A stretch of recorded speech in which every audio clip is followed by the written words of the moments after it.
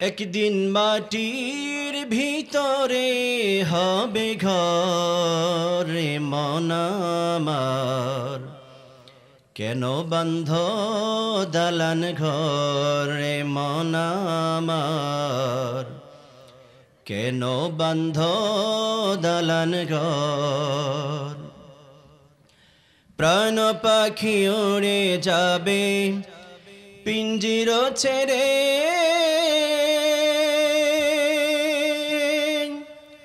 ধরদমে সবই রবে তুমি যাবে চলে।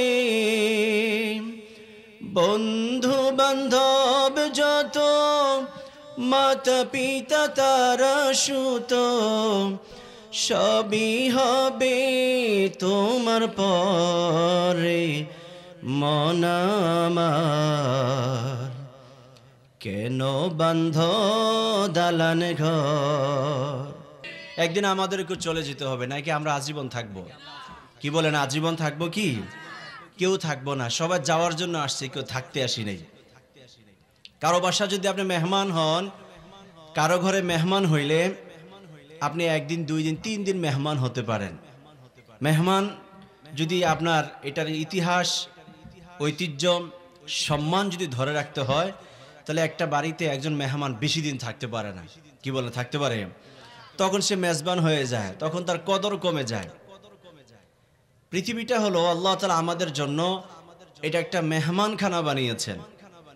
মানে আপনি এখানে আসছেন তো যাওয়ার জন্য প্রস্তুতি নেন। আশাটা যখন হয়েছে, সুতরাং যাওয়াটা হলো চিরন্তন সত্য। ঠিক কিনা বলেন? এমন কেউ নাই যে আমরা পৃথিবীতে থাকতে পেরেছি। আমাদের প্রিভিয়াস হিস্ট্রি যা বলে, আমাদের লোকজন পৃথিবীতে থাকতে পারে না, সবাই চলে গিয়েছে। ঠিক কিনা বলেন?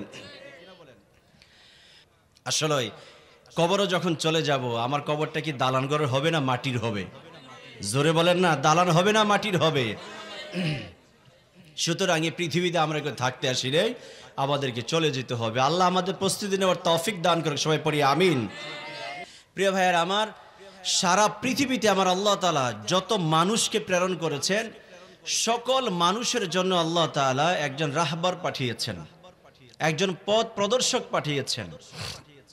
কালামে হাকিমে আল্লাহ বলেন, ওয়ালিকুল্লি কওমিন হাদ, প্রত্যেকটা জাতির জন্যই আল্লাহ তাআলা পথ প্রদর্শক প্রেরণ করেছেন। এটা বাবা আদম আলাইহিস সালাম থেকে শুরু করে আখির নবী বিশ্ব নবী মুহাম্মদ রাসূলুল্লাহ সাল্লাল্লাহু আলাইহি ওয়াসাল্লাম পর্যন্ত সব উম্মতের জন্যই আল্লাহ তাআলা এরকম রাহবার প্রেরণ করেছেন। কাউকে নবুয়ত এবং রিসালাত দুটি দিয়েছেন, কাউকে শুধুমাত্র নবুয়ত দিয়েছেন, কাউকে সহিফা দিয়েছেন, কাউকে আসমানি 104খানা গ্রন্থের 4খানা প্রসিদ্ধ গ্রন্থ দিয়েছেন, আবার কাউকে গ্রন্থ দেননি, বরং কিতাবের ফলোয়ার বানিয়েছেন। সারা পৃথিবীতে যত নবী এবং রসুল এসেছেন, সব নবী এবং রসুলের সর্বশেষ যিনি আগমন করেছেন, তিনি হলেন আমাদের নবী, পেয়ারা নবী। সকলে পড়ি মুহাম্মদ সাল্লাল্লাহু, জবান খুলে দুরূদ শরীফ পড়ি সাল্লাল্লাহু। এই নবী এবং রসুলের উম্মত হতে পেরে আমরা তো বহুত খুশি। আলহামদুলিল্লাহ পড়েন, বলেন না? আমরা সবাই পড়ি আলহামদুলিল্লাহ। আমরা বহুত খুশি। কেন খুশি? কারণ আমার এই নবীকে আল্লাহ তাআলা পৃথিবীতে অনন্য শ্রেষ্ঠত্ব দিয়ে প্রেরণ করেছেন, আলাদা কিছু বৈশিষ্ট্য দিয়ে প্রেরণ করেছেন, যে বৈশিষ্ট্য পৃথিবীর কোন নবী রাসূলকে আমার আল্লাহ তাআলা দেয় নাই। সুবহানাল্লাহ পড়েন। আমি আর আপনি এমন এক নবী এবং রাসূলের উম্মত হতে পেরেছি, যেই নবী এবং রাসূলের সর্ব কর্মকাণ্ডগুলি আমার আল্লাহ সুবহানাহু ওয়া তাআলা নিজে নিয়ন্ত্রণ করেছেন। বিশ্ব নবী পছন্দ করেছেন, আল্লাহ খুশি হয়ে সেটা হাদিয়া দিয়েছেন। সুবহানাল্লাহ, জোরে বলেন না সুবহানাল্লাহ। আমার নবী মত প্রকাশ করেছেন, আল্লাহ তাআলা এটা কবুল করে শরীয়তের আইন বানিয়ে দিয়েছেন। বিশ্ব নবী এখন যা চেয়েছেন, প্রত্যেকটা বৈধ কাজের গ্যারান্টি, সিকিউরিটি, নিশ্চয়তা আল্লাহ সুবহানাহু ওয়া তাআলা নিজেই দিয়েছেন। বিশ্ব নবীকে পৃথিবীতে প্রেরণ করে বলেছেন, নবী আমি আপনাকে বিশ্ব নবী বানাইয়া পৃথিবীতে পাঠাইলাম, সারা জাহানের রহমত বানাইয়া পৃথিবীতে প্রেরণ করেছি। ওয়া মা أرسلناك إلا رحمة للعالمين ও নবী গোটা জগতের রহমত বানাইয়া আমি আল্লাহ আপনাকে প্রেরণ করেছি সুবহানাল্লাহ পড়েন আমার নবী হলো অনন্য নবী আলাদা কিছু বৈশিষ্ট্য আমার নবীর রয়েছে যে বৈশিষ্ট্যের কারণে অন্যান্য নবীদের থেকে আমার নবী আলাদা হয়েছেন এমন এক্সেপশনাল নবী আমরা উম্মত হতে পেরেছি সুবহানাল্লাহ বলবেন না কি অনন্য বৈশিষ্ট্য কয়েকটা বৈশিষ্ট্য আজকে আলোচনা করব ইনশাআল্লাহ এক নাম্বার আমার নবীকে আল্লাহ সুবহানাহু ওয়া তাআলা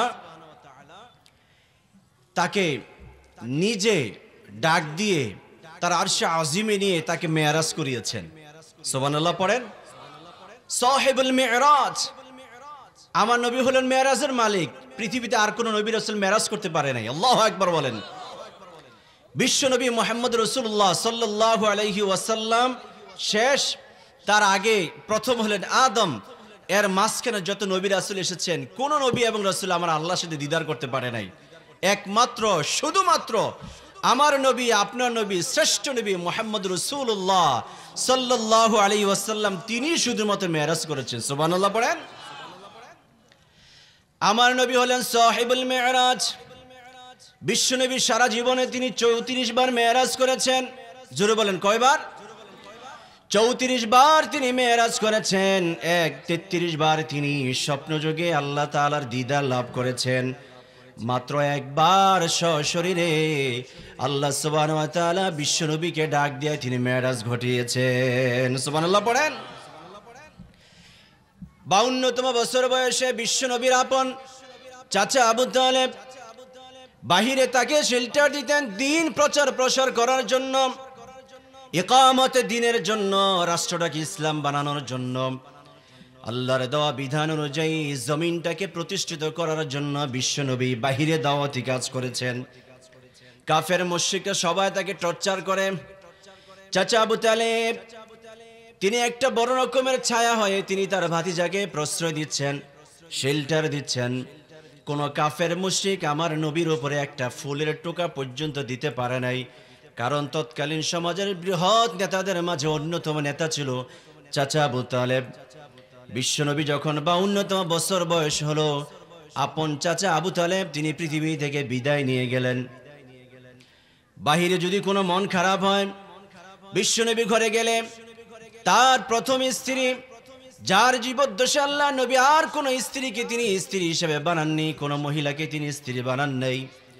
আল্লাহর হাবিবের একজন পছন্দনীয় বান্দি যার নাম হলো খাদিজাতুল কুবরা তাহেরা রাদিয়াল্লাহু তাআলা আনহা তিনি যখন ঘরে যেতেন খাদিজাতুল কুবরা তাকে বুঝাইতেন আল্লাহর নবী সাল্লাল্লাহু আলাইহি সাল্লাম ঘরে শেল্টার পেতেন বাহিরেও তিনি শেল্টার পেতেন দুইজন ব্যক্তি একই বছর পৃথিবী থেকে বিদায় নিয়েছেন ইসলামের ইতিহাসে এটাকে বলা আমুল হুজন মানে হলো বিষণ্ণতার বছর চিন্তার বছর এই বছরটা রাসূলের সবচেয়ে বড় খারাপ বছর গেছে কারণ তার আপন চাচাও চলে গিয়েছেন এবং ঘরে দ্বিতীয় তাকে যিনি শেল্টার দিতেন তার স্ত্রী খাদিজাতুল কুবরা তাহেরা রাদিয়াল্লাহু তাআলা আনহা তিনিও পৃথিবী থেকে বিদায় নিয়েছেন দুইজন আপনজন একসাথে পৃথিবী থেকে বিদায় নিলেন কাফের মুশরিকরা সুযোগ পেল আক্রমণ শুরু করতে লাগলো আল্লাহ নবী চিন্তা করলেন এখানে আমার থাকার কোনো সুযোগ নেই আমি তায়েফ চলে যাই তায়েফ গেলে সেখানে আমার বাল্যকালের বন্ধু বান্ধবগুলি আছে ওই যে আল্লাহ রাসূল শৈশবকালে তিনি হালিমাতুস সাদিয়া রাদিয়াল্লাহু তাআলা আনহার স্তন থেকে দুধ পান করেছেন পিওর দুধ পান করেছেন যিনি সুন্দর ভাষা শিক্ষা গ্রহণ করেছেন তায়েফের একটা অঞ্চল সাদ বংশে আলহামদুলিল্লাহ আমার সেখানে যাওয়ার সৌভাগ্য হয়েছে আমি সেখানে গিয়েছি দেখেছি বিরান ভূমি পাহাড়ের উপরে হালিমা সাদিয়া রাদিয়াল্লাহু তাআলা আনহা অত্যন্ত দরিদ্র একজন মানুষ তিনি এই বিশ্ব নবীকে নিয়ে তিনি দুধ পান করিয়েছিলেন আল্লাহর নবীর জীবনে এই স্মৃতি কথাগুলি তার মনে রয়েছে বাল্যকালের তিনি চিন্তা করলেন মক্কার মানুষগুলো আমাকে এখন কষ্ট দেয় আমি মদিনায় আমি এখন তায়েফ যাই গেলে তারা আমাকে হয়তোবা আশ্রয় দিবে ভালো ব্যবহার করবে আল্লাহর নবী গেলেন তায়েফের উদ্দেশ্যে রওনা করলেন যেই তিনি তায়েফে গেলেন তায়েফে যাওয়ার পরে কাফের মুশরিকরা মক্কার চেয়েও আরো বেশি স্টিম রুলার অত্যাচার নির্যাতন তারা বাড়াইয়া দিল বিশ্বনবী গেলেন মক্কা থেকে তায়েফে আশ্রয় পাওয়ার জন্য কাফের মুশরিকরা মক্কার চেয়েও আরো বেশি নির্যাতন শুরু করে দিল। খেয়ে না খেয়ে দিন প্রচারের কাজে নিজেকে দিয়েছ বিলিয়ে, তায়েফের কাফেরেরা চিনল না সে আলো, দুষ্ট ছেলেদের পিছু দিল লেলিয়ে। ঠিক কিনা বলেন? ছোট্ট ছোট্ট বাচ্চাদেরকে লেলিয়ে দিয়েছে। ছোট ছোট বাচ্চারা আমার নবীর উপরে পাথর নিক্ষেপ করে, রক্ত মোবারক বিশ্ব নবীর দেহ থেকে ঝরে ঝরে পড়েছে।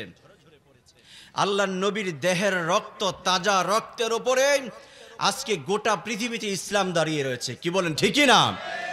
গোটা পৃথিবীতে যারা দ্বীনের জন্য, ইসলামের জন্য, কোরআনের জন্য সমাজে আইন প্রতিষ্ঠিত করবে কোরআনের, রাষ্ট্রে আইন প্রতিষ্ঠিত করবে কোরআনের, এই কথাগুলি যুগ যুগ ধরে যারা বলেছিল, যারা এখনো বলে, ভবিষ্যতে যারা বলবে, তাদের চরিত্র, তাদের ক্যারেক্টার একই হবে, তাদেরকেও রক্ত দিতে হবে। কি বলেন ঠিক না? শুধু রক্তই নয়, এই জমিনে এমনও কিছু মানুষ রয়েছে নামাজ পড়ে, রোজা রাখে, হজ করে, নিজেকে পরিচয় দেয় আমি দিনদার। এমন মানুষগুলো দিনদার লোকদেরকে ফাঁসির মঞ্চ পর্যন্ত ঝুলিয়েছে। কি বলেন ঠিক না? সুতরাং কোন মানুষ যদি নির্যাতন হয়, কোন মানুষ যদি আক্রান্ত হয়, ঈমানওয়ালা কোন মানুষ কোরআনের কথা বলতে গিয়ে যদি জুলুমের শিকার হয়, এটা হলো নবীদের সুন্নত। সুবহানাল্লাহ পড়েন, জোরে বলেন কাদের সুন্নত? যুগ যুগ ধরে সব নবী রাসূলগণ পরীক্ষার মুখোমুখি হয়েছেন। জাতির পিতা মিল্লাতে আবিকুম ইব্রাহিম হুয়া সাম্মাকুমুল মুসলিমিন, কালামে হাকিমে আল্লাহ বলছেন তোমাদের জাতির পিতা, তোমাদের আদি পিতা, জাতির পিতা হলো ইব্রাহিম খলিলুল্লাহ আলাইহিস সালাতু ওয়াস সালাম।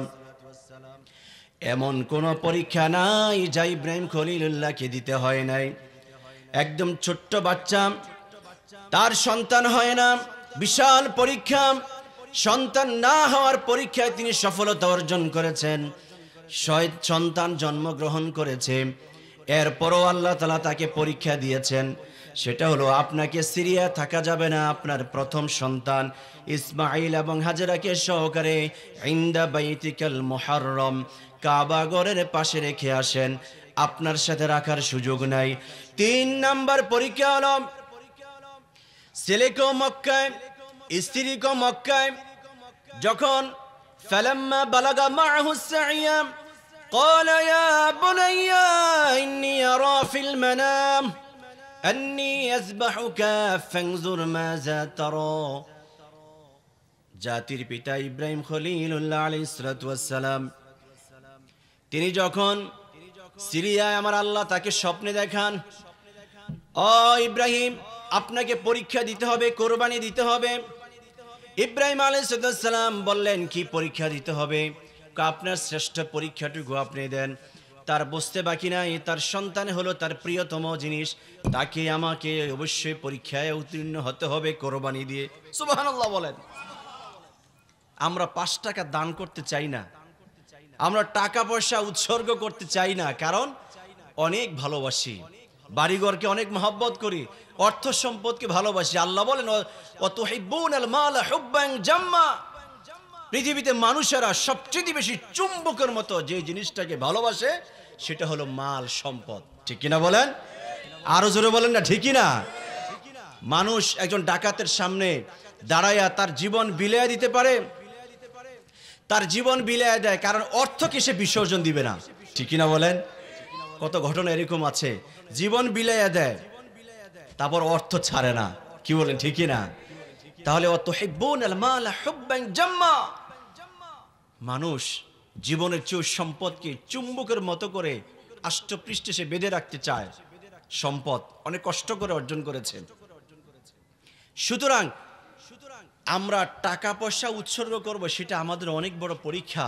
আর জাতির পিতা ইব্রাহিম আলাইহিস সালাতু ওয়াস সালাম, তিনি তার শ্রেষ্ঠ সম্পদ, যিনি 82-83 বছর কোনো সন্তান পান নাই, আরে কি কান্নাটানা তিনি কেঁদেছেন, আল্লাহর কাছে বলেছেন রব্বি হাবলি মিনাস সলিহিন, আল্লাহ তুমি আমার জন্য একটার সন্তান দাও। দোয়া করেছেন, আল্লাহ কবুল করেছেন, ইসমাইলকে দিলেন। সিরিয়া রাখতে পারে নাই, সেখান থেকে আবার মক্কা ট্রান্সফার, দেশান্তর। তারপরও ঠিকই নাই, সন্তান যখন একটু উঠতি বয়সে হাঁটাহাঁটি করতে পারে, আল্লাহ আদেশ দিলেন কোরবানি দেন। কোরবানি দেওয়ার জন্য তিনি প্রস্তুতি নিলেন। তিনি তার সন্তানকে কোরবানি যেই জায়গায় দেওয়ার জন্য নিয়ে গিয়েছিলেন, আলহামদুলিল্লাহ সেটাও আজি সাহেবেরা দেখেন, আমিও দেখেছি আল্লাহর মেহেরবানিতে, মিনার প্রান্তরে পাহাড়ের উপরে এখন একটা ছোট্ট মিনারার মতো করে স্মৃতি করে রাখা হয়েছে। যেই জায়গায় ইসমাইল আলাইহিসসালামকে জবাইয়ের জন্য তার বাবা আদম তার বাবা ইব্রাহিম আলাইহিসসালাম নিয়ে গিয়েছিলেন, সেই জায়গাটা এখন স্মৃতি করে রাখা হয়েছে। প্রিয় ভাইয়েরা আমার আল্লাহ তাআলা তার সন্তানকে হেফাজত করেছেন, বকরি জবাই দিয়েছেন, দুম্বা দিয়ে কোরবানি বাস্তবায়ন করাইয়া আল্লাহ তাআলা বলেন আমি আপনার কোরবানিটা কবুল করে নিয়েছি। সুবহানাল্লাহ পড়েন। পৃথিবীতে এমন কোন নবী রাসূল নাই যাদেরকে আল্লাহ তাআলা ধন কেড়ে নিয়ে, সন্তান কেড়ে নিয়ে নানাবিধভাবে পরীক্ষার মুখোমুখি করে না। শুধু তাই নয়, গাছের ভিতরেও আশ্রয় গ্রহণ করেছিল জাকারিয়া আলাইহিস সালাম, সেখানেও আল্লাহ তাআলা তাকে করাত দিয়ে চিরাইয়া তাকে পরীক্ষার মুখোমুখি করে তাকে সফলতা হাসিল করে দিয়েছিলেন। সুবহানাল্লাহ পড়েন। তাহলে পৃথিবীতে কেউ পরীক্ষা ছাড়া নাই। মুমিন যারা, ইমানদার যারা, তাদেরকে পরীক্ষা দিতে হবে। ঘোষণাটা কার? জোরে বলেন, ঘোষণাটা কার?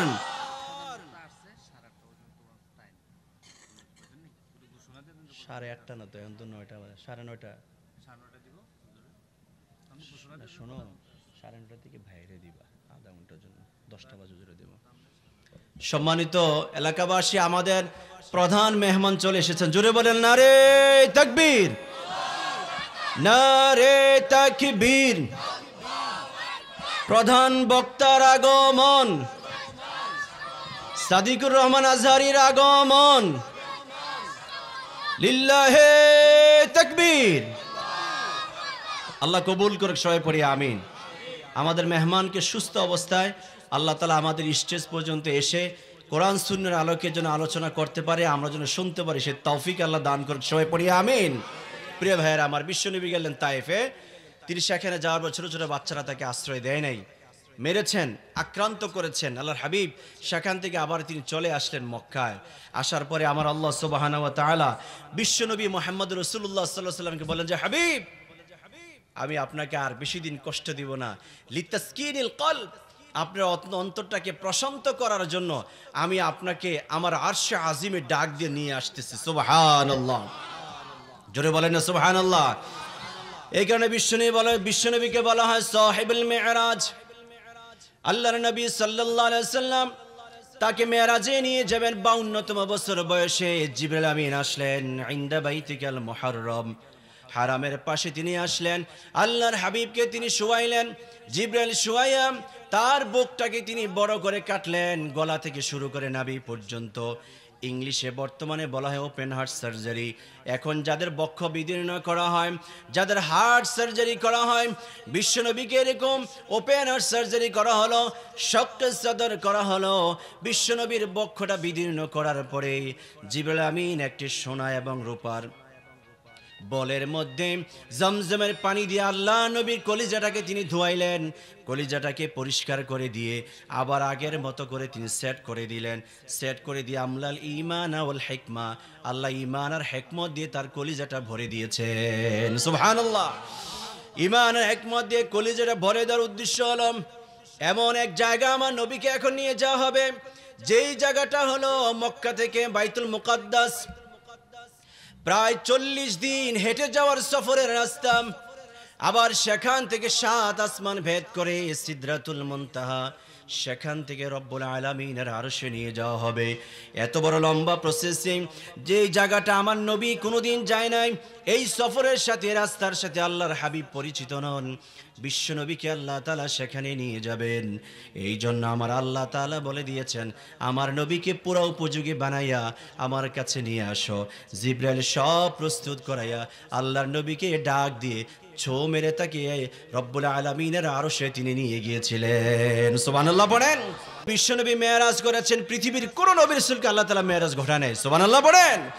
প্রথম আকাশে এক নবী, দ্বিতীয় আকাশে আরেক নবী, সপ্ত আকাশ পর্যন্ত প্রত্যেকটা আকাশের ভিতরে আল্লাহ তাআলা এক একজন নবী দাঁড় করে রেখেছেন। সব নবীদেরকে দিয়ে আমার নবীকে ওয়েলকাম রিসিপশন জানিয়েছেন। যেই নবীগুলি ওয়েলকাম রিসিপশন দিয়েছেন তাদের জীবনে কিন্তু মেরাজ হয় নাই। কিন্তু আমরা যাকে ফলো করে থাকি, যার অনুসরণ আমরা করে থাকি, যাকে প্রেম দিয়ে, যাকে ভালোবাসি, যাকে মোহাব্বত করি, আমার নবী, দয়াল নবী, বিশ্ব নবীকে আল্লাহ মেরাজ করিয়েছেন। সুবহানাল্লাহ বলেন। সেই নবীর আমরা উম্মত হয়েছে। জোরে বলেন আল্লাহু আকবার। আল্লাহ আমাদেরকে কবুল করেছেন। জোরে বলেন আলহামদুলিল্লাহ। এই মেরাজ পৃথিবীর কোন নবী রাসূলকে করায় নাই। 2 নাম্বার হলো আমার নবী, বিশ্ব নবীকে আল্লাহ তাআলা হাদিয়া দিয়েছেন সাহিবুশ শাফাআ, শাফাআতের মালিক বানিয়েছেন।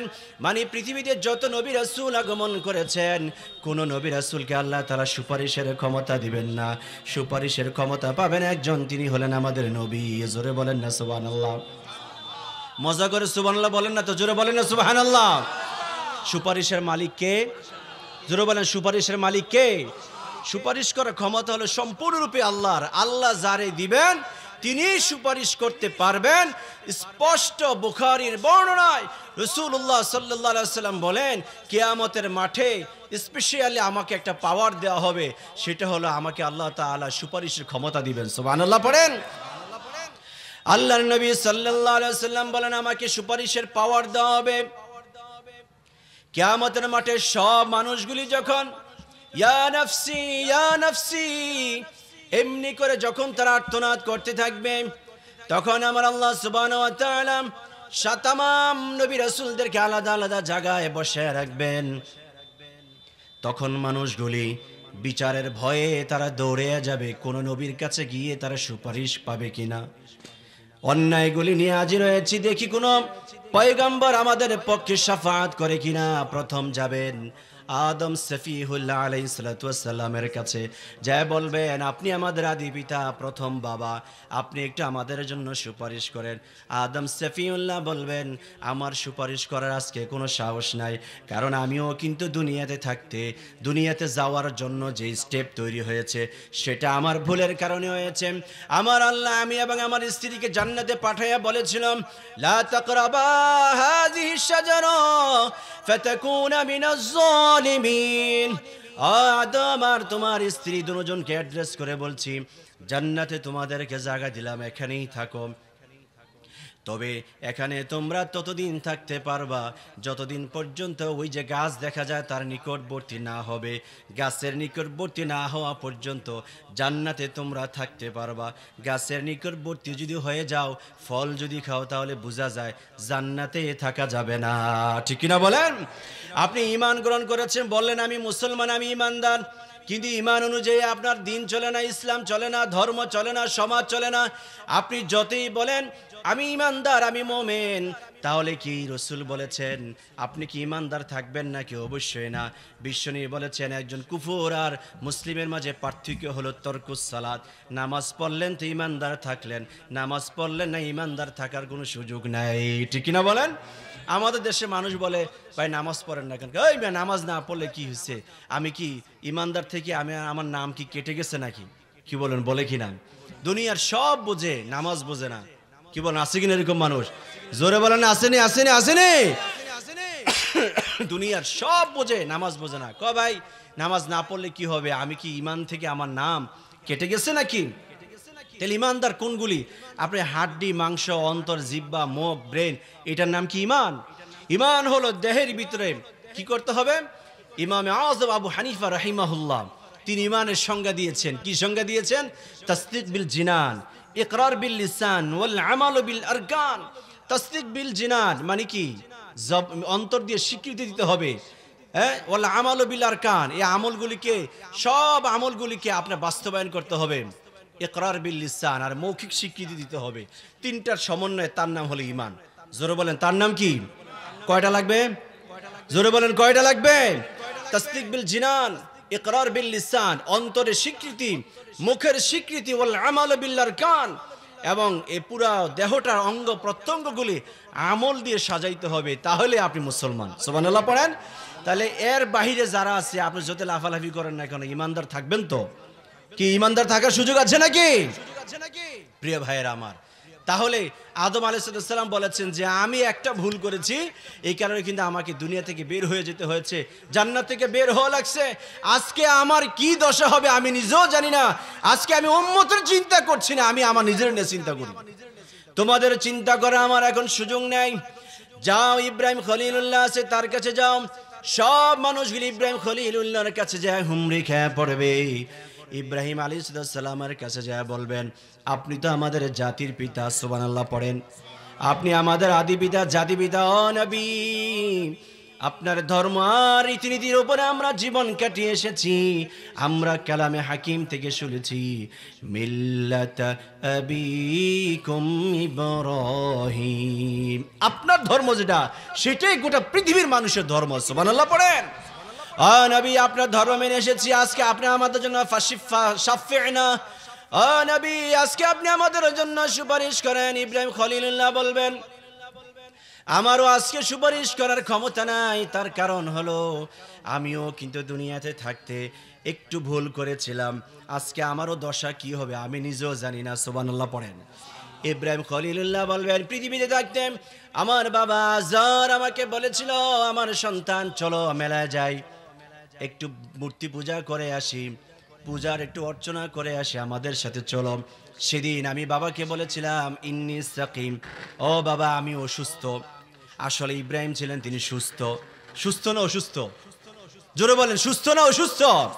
তিনি ছিলেন সুস্থ, বলছেন কি ইন্নী সাকিম, আমি অসুস্থ। আসলে আমি ছিলাম সুস্থ মানুষ, আমি ছিলাম সুস্থ মানুষ। প্রকৃতপক্ষে আমি অসুস্থ মানুষ ছিলাম না, আমি ছিলাম সুস্থ মানুষ। তবে আমার অসুস্থতার কারণ ছিল আমার বাবা মূর্তি পূজা করে, এটা আমার অন্তরে সয় না। কারণ আমার মূর্তি পূজা যেখানে, সেখানে আমার আল্লাহকে ছোট করা হচ্ছে। আমার রবকে যেখানে ছোট করা হয় সেখানে আমি থাকতে পারি না, কারণ মূর্তি আমার বড় না, বড় আমার কে? জোরে বলেন না, বড় আমার কে? এই কারণে 5 ওয়াক্ত নামাজ আমরা দাঁড়ায় বলি আল্লাহু, জোরে বলেন না, কি বলি আমরা? মুয়াজ্জিন সাহেবের আজান শুরু হয় আল্লাহু আকবার, আল্লাহু আকবার, আল্লাহু আকবার, আল্লাহু আকবার। সুবহানাল্লাহ পড়েন। বড় কে? মূর্তি বড় না আল্লাহ বড়? নেতা বড় না আল্লাহ বড়? জোরে বলেন না, কে বড়? আল্লাহর জমিনে আল্লাহ বড়, এই কথাটা একসময় বলা যেত না, ঠিক কিনা বলেন না? মাহফিলের স্লোগান দিলেই কিছু মানুষের অন্তর জ্বালা শুরু হইতো, আর বলতো এটা রাজনৈতিক প্রোগ্রাম হয়ে গিয়েছে। নাউজুবিল্লাহ বলেন। কি বলেন, এমনটা সময় যায়নি? জোরে বলেন না, গিয়েছে কিনা? জমিন কার? চলবে কার মত অনুযায়ী? আপনার আমার বাপদাদার ধর্ম দিয়ে, মত দিয়ে, নিজস্ব তৈরি করা মতবাদ দিয়ে আল্লাহর জমিন চালানোর কোনো সুযোগ, জোরে বলেন সুযোগ, এ বিধান কার? জোরে বলেন কার বিধান? ইনিল হুকমু ইল্লা লিল্লাহ, বিধান যার, আইন যার, রাষ্ট্র চলবে। জোরে বলেন রাষ্ট্র চলবে। কিছু মানুষ আছে মুখে মুখে এই কথা বলে, হ্যাঁ আল্লাহরে আমরা জিকির করি। সাম্প্রতিক সময়ে আমরা একটা ভিডিও ক্লিপ দেখেছি, যে কোনো এক জায়গা আমাদের দেশে একজন ভাই বলেছেন, যদি বেহেশতে যাওয়া লাগে তাহলে অমুকের জিকির করেন। ঠিক কিনা বলেন? কি বলছে কিনা? কি বলছে? বেহেশতে যদি যেতে হয় তাহলে অমুকের জিকির করেন। জিকির হবে কার? জোরে বলেন কার জিকির? আপনি যদি আমার জিকির করেন আপনি বেহেশতে যেতে পারবেন? আপনি যদি আমাদের দেশের রাষ্ট্রপ্রধানের যদি জিকির করেন বেহেশতে যেতে পারবেন? আচ্ছা ধরে সারা পৃথিবীর এমন একটা মসজিদ রয়েছে যার নাম হলো মসজিদে হারাম, কাবা শরীফ। এই মসজিদের ইমাম যিনি রয়েছেন তিনি তো সেই জায়গায় দাঁড়ায় নামাজের ইমামতি করান যেই জায়গায় আমার নবীজি দাঁড়াইয়া নামাজের নেতৃত্ব দিয়েছিলেন। মসজিদের নববীতে যেই জায়গায় এখন ইমামতি করেন, ইমাম সাহেব যেখানে দাঁড়ায় সেই জায়গায় আমার নবী, বিশ্বনবী দাঁড়াইয়া নামাজের ইমামতি করেছেন। এখন আপনি মনে করলেন আমার নবীর দাঁড়ানো জায়গায় তিনি দাঁড়াইয়া নামাজ পড়াচ্ছেন, সুতরাং তার মর্যাদা অনেক বেশি, তার ইজ্জত অনেক বেশি, সুতরাং তার একটু জিকির আজকার করি, তাকে আমি মানি। জান্নাতে যেতে পারবেন তো? জোরে বলেন না, যাওয়া যাবে নাকি? জিকির হবে কার? জোরে বলেন জিকির হবে কার? আল্লাহ আল্লাহ কি যে মধুর নাম, পড়েন না, আল্লাহ আল্লাহ কি যে মধুর নাম, ধরায় তামাম মনি মুক্তা, পান্নাহীরা সোনা দানা, হয় না তাহার দাম। পড়েন, আল্লাহ আল্লাহ কি যে মধুর নাম, জবর খুলেন, আল্লাহ, সবাই কি যে মধুর নাম। আসলে কি মধুর নাম নেই? বলেন না, মধু লাগে কি না? পড়েন না, আল্লাহ আল্লাহ কি যে মধুর নাম, আল্লাহ আল্লাহ কি যে মধুর নাম, ধরায় তামাম মনি মুক্তাম, পান্নাহীরা সোনা দানা, হয় না তাহার দাম। আল্লাহ আল্লাহ কি যে মধুর নাম। সুবহানাল্লাহ পড়েন। সবচেয়ে মধুর পৃথিবীতে যে একটা নাম, একটা নামে আছে মধুর, এই ছাড়া আর কোন নাম মধু না। সব নামে রয়েছে স্বার্থ, বিনা স্বার্থে বিনা দ্বিধায় যাকে ডাক দিলে ভালো লাগা তৈরি হয়, মনে প্রশান্তি জাগ্রত হয়। জবানটা খুলে সবাই আওয়াজ বাড়াইয়া উচ্চ কণ্ঠে সবাই পড়বেন, তার নাম কি? বিষ্ণু বলেন, আমার আল্লাহর ৯৯টি সিফতি নাম, ওয়াহাব সিফতি নাম, কখার সিফতি নাম, রহমান সিফতি নাম, রহিম সিফতি নাম, জব্বার সিফতি নাম, এরকমভাবে ৯৯টি সিফতি নাম রয়েছে। বিশ্বনবী বলেন, আমার আল্লাহর ৯৯টি যে প্রশংসনীয় গুণবাচক নাম রয়েছে, সব গুণবাচক নামগুলিতে যত শক্তি রয়েছে, যত গুণ রয়েছে, যত সিফাত রয়েছে, সব সিফাতগুলি একটা শব্দের ভিতরে ঢুকাইয়া আল্লাহ নিজে তার নাম ধারণ করেছেন, তিনি হলেন আল্লাহ। সুবহানাল্লাহ বলেন। এই কারণে আল্লাহ শব্দটাকে বলা ইসমে জাত। জোরে বলেন, কি বলা হয়? ইসমে জাত। এটাই হলো তার প্রকৃত নাম। এই অস্তিত্বশীল নামের ভিতরে সব নামগুলি লুকায়িত রয়েছে। সেই শব্দটার নাম হলো কি? জোরে বলেন, সেটার নাম কি? জাতির পিতা ইব্রাহিম বললেন, সেদিন আমি আসলে আমার আল্লাহকে মূর্তি পূজার সামনে ছোট করা হতো। এই কারণে আমি বলেছি মানসিকভাবে অসুস্থ। আসলে আমি সেখানে অসুস্থ ছিলাম না। এই কারণে আজও পর্যন্ত যদি কাউকে যদি আমাদের দেশেও যদি মূর্তি পূজার জন্য, উদ্বোধন করার জন্য, চাঁদার জন্য, প্রচার প্রসার করার জন্য, কোনো হিন্দু ভাইদের পূজায় যাওয়ার জন্য যদি কোনো মানুষকে আহ্বান করা হয়, তাহলে সেই লোকটা যদি ইব্রাহিমের ফলোয়ার হয়ে থাকে, তিনি কোনো দিন হিন্দুদের মূর্তি পূজায় যেতে পারে না। ঠিক না বলেন? হিন্দুদের মূর্তি পূজায় তো তিনি যেতে পারবেন না, তা তো ঠিক। শুধু তাই নয়, তাদের যে প্রণাম খাওয়ানো হয়, দেবীর সামনে ফলমূল তারা তাদের খাদ্যগুলি তৈরি করে মূর্তির সামনে দেওয়া হয়, মূর্তির সামনে নিয়ে মানত করা হয়, উৎসর্গ করা হয়। দেবীর সামনে নাক মুখ থেকে ঘুরে এনে তখন সব মানুষকে বলা হয়, নেন প্রণামটা খান, এটা খান, হ্যাঁ এটা আপনারা খান।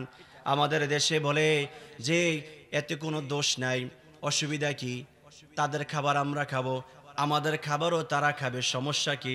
আপনারা এখন সমস্যা কম না বেশি? সমস্যা আছে কি নাই? জোরে বলেন, আছে কি নাই? আমার আল্লাহ বলেন, যে জিনিস আল্লাহর ছাড়া অন্য কারো নামে মান্যত করা হয়, উৎসর্গ করা হয়, সেটা খাওয়া হলো হারাম। জোরে বলেন, সেটা খাওয়া কি? বৈধ খাবার। আপনি ছাগল, আপনি দুম্বা, মুরগি, অনেক ফল ফ্রুটস, পিঠা বানাইয়া যদি মূর্তির সামনে নিয়ে উৎসর্গ করাইয়া গোটা জাতির মানুষকে যদি খাওয়ান, আর এইটা না করে যদি এমনি খাবার বানাইলেন, বিসমিল্লাহ বলে বকরি জবাই দিলেন, বিসমিল্লাহ বলে মুরগি জবাই দিয়ে রান্না বান্না করে মানুষের খাওয়াইলেন, দুইটা খাবারের ভিতরে পার্থক্য আছে কি নাই? জোরে বলেন না, আছে কি নাই? একটা হারাম, আরেকটা একটা বৈধ, আরেকটা কেন বৈধ অবৈধ হলো? মূর্তি পূজা যখন করা হয়, আমরা অন্য ধর্মকে কটাক্ষ করার জন্য বলছি না, আল্লাহর বিধানের কথা বলছি।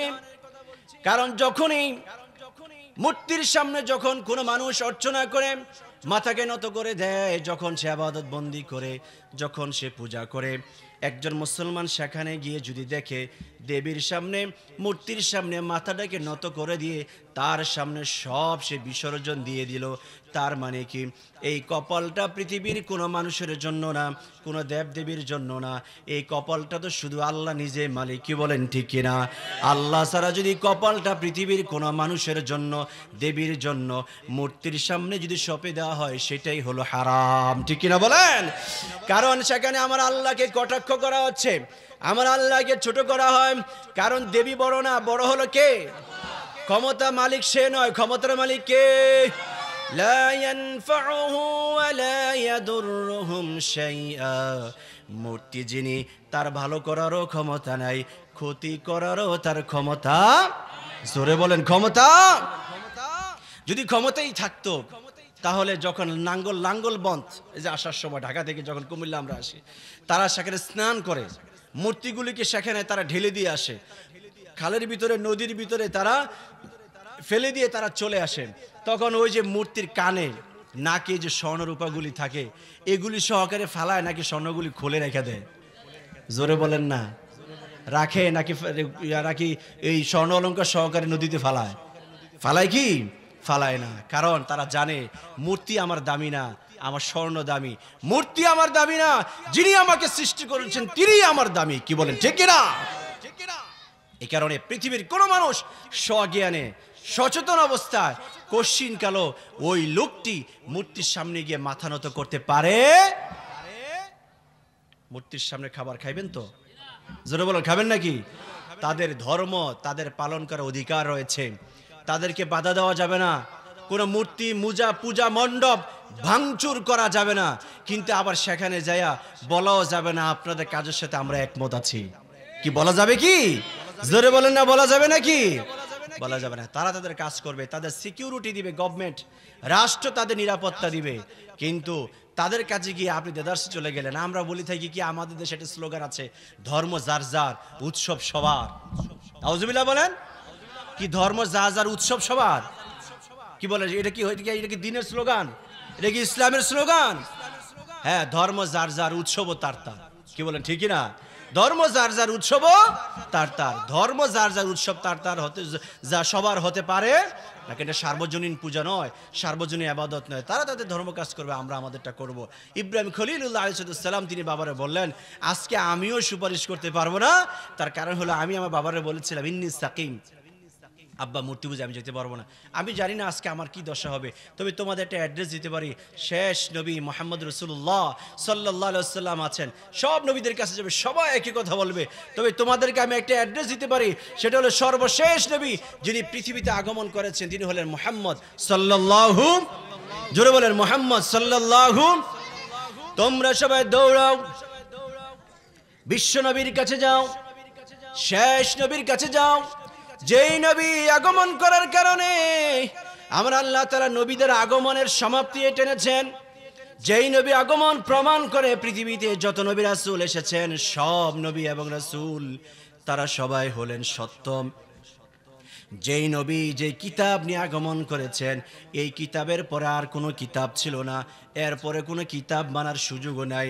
সুতরাং এমন নবীকে আমার আল্লাহ শেষ জামানায় প্রেরণ করেছেন, তার কোনো রকমের ভুল ত্রুটি নাই। সেই নবীজির কাছে গিয়ে যাও, তিনি তোমাদেরকে আজকে দিনের মুক্ত করে সুপারিশ করার ক্ষমতা রাখেন। জোরে জোরে বলেন না সুবহানাল্লাহ। তাহলে সুপারিশ করে মালিক আল্লাহ। সেদিন বিশ্ব নবীকে আমার আল্লাহ তাআলা পারমিশন দিবেন, না নবী আপনি সুপারিশ করতে পারবেন। বিশ্ব নবীকে সেদিন সব মানুষগুলি খুঁজতে খুঁজতে দৌড়ে যাবে, গিয়ে দেখবেন আমার নবী এমন একটা জায়গার ভিতরে তিনি বসে রয়েছেন, যেই জায়গাটার নাম হলো মাকাম মাহমুদা, প্রশংসনীয় জায়গা। সেখানে যায় বলবেন, ইয়া রাসূলুল্লাহ, ইয়া হাবিবাল্লাহ, আমরা সবাই হলাম আপনার উম্মত। ও নবী, আপনার কাছে এসে হাজির হয়েছি আজকের বিপদের দিনে, মুসিবতের সময়।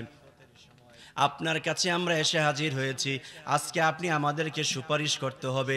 কঠিন মুসিবতের সময় আপনি ছাড়া আমাদের আর কেউ ত্রাণ দিতে পারবে না, পরিত্রাণ দিতে পারবে না, মুক্ত করতে পারবে না। নবী, আজকে আমাদেরকে আপনি সুপারিশের ব্যবস্থা করেন। বিশ্ব নবী তখন তিনি সেজদার ভিতরে পড়ে যাবেন। সেজদায় পড়ে আল্লাহর কাছে বলতে থাকবেন, ইয়া রাব্বি হাবলি উম্মতি, ইয়া রাব্বি হাবলি উম্মতি। আল্লাহ, আপনি আমার উম্মতকে বাঁচান। আল্লাহ তাআলার আরশে আজিম থেকে বিশ্বনবীর কর্মকাণ্ড দেখবেন। দেখার পরে জিব্রাইলকে পাঠাবেন, জিব্রাইল তুমি আমার প্রিয় নবীর কাছে গিয়ে হাজির নাও। আমার নবীর কাছে গিয়ে বলো আমার নবী যেন মাথাটা উত্তোলন করে, মাথা উত্তোলন করে তাকে বলো, ইরফা রাসাক সাল তুতা তুশাফা। ও নবী, আপনি মাথা উত্তোলন করেন, মাথা তুলে আপনি বলেন কার কার জন্য আপনি সুপারিশ চান। যার যার জন্য আপনি সুপারিশ চাবেন, আজকের দিনে আমার আল্লাহ তাআলা আপনার সব সুপারিশ তিনি কবুল করে নিবেন। জোরে জোরে বলেন না সুবহানাল্লাহ। তাহলে সেদিন সুপারিশ করতে পারবেন মুহাম্মদ সাল্লাল্লাহু। সেই নবীর উম্মত। আপনি আপনার আইডেন্টিটি জানেন না, আমরা আমাদের পরিচিতি জানি না, আসলে আমরা কাকে ফলো করছি, আমরা কাকে মানতেছি, কে আমাদের নবী আমরা জানি না। আপনি নেতা নির্বাচন করতে যদি ভুল করেন, তাহলে এই জাতির খেসারত কিন্তু আজীবন দেওয়া লাগে। কি বলেন, ঠিক কিনা? আমরা আমাদের নেতা নির্বাচন করেছি, আমাদের পছন্দে আমরা নির্বাচন করেছি, বিষয়টি তা নয়। আমাদেরকে অটোমেটিকভাবে আল্লাহ তাআলা আমাদের নবীজিকে উম্মত হওয়ার জন্য আমাদেরকে হাদিয়া দিয়েছেন। সুবহানাল্লাহ পড়েন। আমরা আমাদের নবীজির উম্মত হয়েছি কি আপনি দরখাস্ত করেছেন, না আল্লাহ আপনার হাদিয়া দিচ্ছেন? আপনি দরখাস্ত করবেন কই থেকে? আপনি আসছেন কি নবীর আগে না পড়ে? জোরে বলেন না, নবীর আগে না পড়ে এসেছেন? তাহলে আপনি তো দরখাস্ত করার সুযোগই পান নাই, আপনাকে এমনি এমনি আল্লাহ তাআলা হাদিয়া দিয়েছেন। জোরে জোরে বলেন না সুবহানাল্লাহ, জোরে বলেন না সুবহানাল্লাহ। সেই নবীকে আমরা নবী হিসেবে পেয়েছি, যা যিনি পা তুললে মেরাজ হয়ে যায়, জবান খুললে সুপারিশ হয়ে যায়। সুবহানাল্লাহ পড়েন। জবান খুললে কি হয়ে যায়? সুপারিশ হয়ে যায়। শুধু তাই নয়, আমার নবী হলেন বিশ্বস্ত নবী, আমার নবী হলেন আমানতদার নবী। আমার নবী যখন সাফা পাহাড়ের পাদদেশে এসে লোকদেরকে ডাক দিলেন, ইয়া সাবা ইয়া সাবা, তৎকালীন সময়ে যখন কোনো ঘোষণা থাকতো, সাফা পাহাড়ে এসে তারা লোকদেরকে এইভাবে তারা নোটিশ করত। মানুষজন মনে করত যে এখন আমাদের কোনো বিশেষ ঘোষণা রয়েছে, সব মানুষগুলি সাফা পাহাড়ের কাছে দৌড়ে আসতো। আসার পরে তখন রসুল বললেন, আমি তোমাদেরকে একটা ঘোষণা দিতে চাই, তোমরা কি আমার কথা মানো? সেদিন সব মানুষগুলি কাফের মুশরিক সবাই এক বাক্যে, তৎকালীন সময়ের আবু জেহেল ছিল, তিনি পর্যন্ত রসুলের চাচা আবু লাহাব সব মিলে বলল, হে মুহাম্মদ, আমরা আমাদের চোখ দিয়ে আমরা দেখেছি, যতদিন পর্যন্ত আমরা তোমাকে দেখছি ততদিন পর্যন্ত আমরা দেখেছি তুমি কোনোদিন মিথ্যা কথা বলো নাই। সুবহানাল্লাহ পড়েন। মিথ্যা কথা, ও মুহাম্মদ তুমি মিথ্যা কথা বলো নাই। বিরোধিতা আমরা আসলে বিরোধিতার খাতিরে করে থাকি, আসলে তুমি কোনোদিন মিথ্যা কথা বলো নাই। তোমাকে কিন্তু আমরা অনেক ভালোবাসি, তোমাকে আমরা জানি বিশ্বস্ত নবী, বিশ্বস্ত মুহাম্মদ। সুবহানাল্লাহ পড়েন। সমাজের কিছু মানুষ আছে মানুষের বিরোধিতা করে, আসলে বিরোধিতা করা দরকার দেখা করে, মানে নিজের প্রয়োজনে করে, ক্ষতি করার জন্য করে, তাকে দাবায় রাখার জন্য করে, তাকে চাপায় রাখার জন্য কিছু মানুষ আছে বিরোধিতা করে। কি বলেন, ঠিক কিনা? জোরে বলেন না ঠিক কিনা? বাংলাদেশের একজন উজ্জ্বল নক্ষত্র, যুবকদের আইডল, সারা বাংলাদেশে যারা আলোচনা শোনার জন্য চাতক পাখির মতো অপেক্ষা করে, ডক্টর মিজানুর রহমান আজহারি। কি বলেন, ঠিক কিনা? ডক্টর মিজানুর রহমান আজহারি তিনি বাংলাদেশে এসেছেন, তিনি পেকুয়ে প্রোগ্রাম করেছেন, যশোরে প্রোগ্রাম করেছেন, আজকে তার সিলেটে প্রোগ্রাম, বিভাগীয় তিনি প্রোগ্রাম করছেন। আপনারা দেখেন সারা বাংলাদেশে চাতক পাখির মতো মানুষগুলি যে যেখানে থাকুক চেষ্টা করে তার প্রোগ্রামে গিয়ে উপস্থিত হওয়ার জন্য। এত সংখ্যক উপস্থিতি তার মাহফিলে হয় যা এ বাংলাদেশের ইতিহাসের রেকর্ড ভঙ্গ করেছে। ঠিক কিনা বলেন? সেই ডক্টর মিজানুর রহমান আজহারিকে নিয়েও আমাদের সমাজের কিছু মানুষ চুলকানি আছে কি নাই? জোরে বলেন না, আছে কি নাই? মানুষ মাত্রই তো ভুল হয়। কি বলেন, ঠিক কিনা? জোরে বলেন। মানুষের ভুল হবে নাকি পশু পাখির ভুল হবে? মানুষের ভুল হয়। আপনি কত বড় চুলকানি নিয়ে তার বিরোধিতা করছেন, সেটা হলো কি গত 5 বছর আগে মাহফিলের ভিতরে তিনি রাসূলের শানে খাদিজার ব্যাপারে টুকটাক কিছু শব্দ তার স্লিপিং হয়েছে, এটাকে কেন্দ্র করে সারা বাংলাদেশ তুলকালাম। গেল উনি 5 বছর দেশের বাহিরে, মাত্র তিনি আসলেন বাংলাদেশে প্রোগ্রাম করার জন্য, এখানে প্রোগ্রাম করলেন, ইতিহাস ভঙ্গ হয়েছে, রেকর্ড ভঙ্গ। বাংলাদেশে এত উপস্থিতি কোনো মাহফিলে হয় নাই, সুবহানাল্লাহ পড়েন, কোন তাফসীর মাহফিলে হয় নাই। বাংলাদেশে উজ্জ্বল নক্ষত্র ছিলেন আল্লামা দেলোয়ার হোসেন সঈদী রাহিমাহুল্লাহ, যার তাফসীর মাহফিলও এত সংখ্যক মাহফিল হয় নাই, এত সংখ্যক মানুষ হয় নাই, সুবহানাল্লাহ পড়েন। তার টুকটাক ভুল হয়েছে, এই কারণে ওই 5 বছর আগের মাহফিলের যে স্লিপিং যে ভুল, এগুলিকে এখন যশোরের মাহফিলে তার ছবিটা রেখে এখানে ভিডিওটা লাগাই দেওয়া, শব্দ লাগাই দেওয়া, তাকে বলা হচ্ছে তিনি এই মাহফিলও ভুল করেছেন।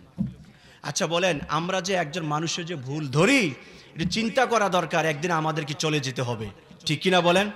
জোরে বলেন না, ঠিক কিনা? যদি ভুল হয় তাকে আমরা সাবলীলভাবে তাকে আমরা বুঝিয়ে দিব। বাংলাদেশের এমনও মানুষ আছেন যারা বেনামাজি নামাজ পড়তো না, এমনও মানুষ রয়েছেন যারা বিশ্বনবীর চরিত্র নিয়ে জানতো না, এমনও মানুষ রয়েছেন যারা মসজিদ চিনত না, ইসলামের দিকে ধাবিত হয়েছে ডক্টর মিজানুর রহমান আজহারীর আলোচনা শোনার কারণে। জোরে বলেন না, ঠিক কিনা? আর জোরে বলেন না, ঠিক কিনা? প্রিয় ভাইয়েরা আমার, তার ভুল যদি হয় আমরা ভুল ধরাই দিব। আপনি যার ভুল ধরতেছেন, আপনি মিডিয়ায় কথা বলছেন, আপনি ফেসবুকে বাজে মন্তব্য করছেন, এগুলি কিন্তু আসলে এমন কিছু আসতেছে না, কারণ এগুলিকে পুঁজি করছে এদেশে যারা রাষ্ট্র ধর্মকে, যারা রাষ্ট্রীয় ধর্ম হিসেবে চায় না, এদেশে ইসলামের আলোক বর্তিকা প্রজ্বলিত হোক, এদেশে কোরআনের রাজ কায়েম হোক, তারা আমাদের এই কথাগুলিকে পুঁজি করতেছে, কি বলেন, ঠিকই না? এরা কিন্তু অনেক খুশি হচ্ছে। মূলত আপনি তাকে যদি কোনো সংশোধনী থাকে দিতে হবে, কিন্তু এইভাবে বলাটা কিন্তু সুন্দর হচ্ছে না, কি বলেন, ঠিকই না? প্রিয় ভাইয়েরা আমার, যার পরিচিতি বেশি, যার জনসমর্থন বেশি, যার সুনাম যত বেশি, তাকে শত্রু পক্ষ হিসাবে তার পিছনে লেগেও থাকে বেশি, কি বলেন, ঠিক কিনা? আল্লাহ আমাদেরকে হেফাজত করুক, সবাই পড়ি আমিন। কোনো বাজে মন্তব্য করা চলবে না, কি বলেন, ঠিক কিনা? প্রিয় ভাইয়েরা আমার, তাহলে বিশ্বনবী মুহাম্মদ রাসূলুল্লাহ সাল্লাল্লাহু আলাইহি ওয়াসাল্লাম তিনি বললেন, আমাকে তোমরা বিশ্বস্ত বলেছ, আমাকে তোমরা আমিন বলেছ। যদি বিষয়টি তাই হয়ে থাকে, তাহলে আজকে তোমাদেরকে আমি বলছি, এই মুহূর্ত থেকে আনি ইবুদুল্লাহ ওয়াত্তাকুহু ওয়া আতিউন, আল্লাহর অনুসরণ করো, আল্লাহরে ভয় করো, আমার অনুসরণ করে থাকো, তোমাদের সফলতা দিবেন কে? যখন এই কথা বলা হলো, আবু লাহাব তার ডান হাতটা তিনি বিশ্বনবীর চেহারা বরাবর হাত বাড়াইলেন, বাড়ায়া বললেন, তাব্বাল্লাকা ইয়া মুহাম্মদ আলিহাযা জামা'তানা, ও মুহাম্মদ, তোমার হাত, তুমি নিজেই ধ্বংস হয়ে যাও, এই জন্যই কি তুমি আমাদেরকে এখানে একত্রিত করেছো নাকি? আল্লাহ সুবহানাহু ওয়া তাআলা আরশে আজিম থেকে আমার নবীর মনক্ষুণ্ণ ভাব দেখে আল্লাহ তাআলা বলে দিলেন, ও মুহাম্মদ, আপনার হাত ধ্বংস হবে না, আপনি নিজেও ধ্বংস হবেন না। আমি আল্লাহ আপনাকে জানিয়ে দিচ্ছি, তাব্বাত ইয়াদা আবি লাহাবি ওয়া তাব্বা মা আগনা আনহু মালুহু ওয়া মা কাসাব। জোরে জোরে বলেন সুবহানাল্লাহ।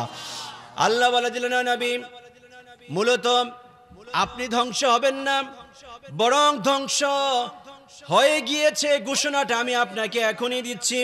সেটা হলো, আপনার সামনে যিনি হাত বাড়িয়েছেন, আমি তার অস্তিত্ব রাখব না। আপনি মুহাম্মদের অস্তিত্ব আপনি চলে গেলেও থাকবে, কিন্তু আবু জেহেল, উতবা, শাইবা, আবু লাহাব চলে যাবে, তাদের অস্তিত্ব পৃথিবীর বুকে থাকবে না, ঠিক কিনা বলেন? আজকে আমরা নবীজিকে স্মরণ করি, নবীজির নাম পড়ার পরে আমরা পড়ি সাল্লাল্লাহু, জোরে বলেন সাল্লাল্লাহু। আর আবু লাহাবের নাম নেই, আবু জেহেলের নাম নেই, উতবা, শাইবার নাম নেই। কেউ কি তার মুক্তির দোয়া করে নাকি? জোরে বলেন না, করে নাকি? ফেরাউন পৃথিবী থেকে চলে গিয়েছে, তাকে কেউ শ্রদ্ধা ভরে স্মরণ করে না। তাকে পৃথিবীতে শুটকি বানাইয়া মমি দিয়ে তাকে বানিয়ে রাখা হয়েছে। কি বলেন ঠিক কিনা?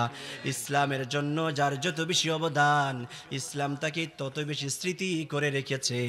সুবহানাল্লাহ পড়েন। ইসলামে ইব্রাহিম আলাইহিস সালামের অবদান, প্রতি বছর 10 জিলহজ আসলে আমরা কোরবানি করি। কি বলেন ঠিক কিনা? এই কোরবানি আমার নবী বাস্তবায়ন করেছেন, কারণ বিশ্ব নবী তিনি দেখেছেন ইব্রাহিম খলিলুল্লাহ আলাইহিস সালাম পরীক্ষায় তিনি কামিয়াবি অর্জন করেছেন। ইব্রাহিমের স্মৃতিটাকে জাদু বানায় রাখার জন্য আল্লাহ তাআলা কিয়ামতের আগ পর্যন্ত কোরবানি প্রথাটাকে তিনি সামর্থ্যবানদের জন্য ওয়াজিব বানায় দিয়েছেন। সুবহানাল্লাহ পড়েন। আর আবু জেহেল ইসলামের বিরোধিতা করেছেন, ক্ষতি করেছে দিনের, ক্ষতি করেছে আমার নবীর দেশান্তর হওয়ার জন্য কি না আছে পরিকল্পনা করেছে, সব পরিকল্পনাগুলি তিনি ইসলাম বিদ্বেষী হিসাবে করেছেন। আজকে যারা মক্কা মদিনায় যায় প্রত্যেকে বিশ্ব নবীর জন্মস্থানে যায়, যেটাকে এখন মক্কা লাইব্রেরি বানিয়ে রাখা হয়েছে। সব মানুষগুলি সেখানে যায়, দুই নয়ন ভরে বিশ্ব নবীর জন্মস্থানটাকে দেখে আর বলে আমার নবী দয়াল নবী এই জায়গায় তিনি জন্মগ্রহণ করেছেন। কত ভাই বোনকে চোখের পানি ফেল ফেল ফেল করে কাঁদতে কাঁদতে নবীর রওজা নবীর জন্মস্থানের পাশে দাঁড়াইতে দেখেছি। তার পাশেই 10 থেকে 20 গজ দূরত্বে হলো আবু জেহেলের বাড়ি।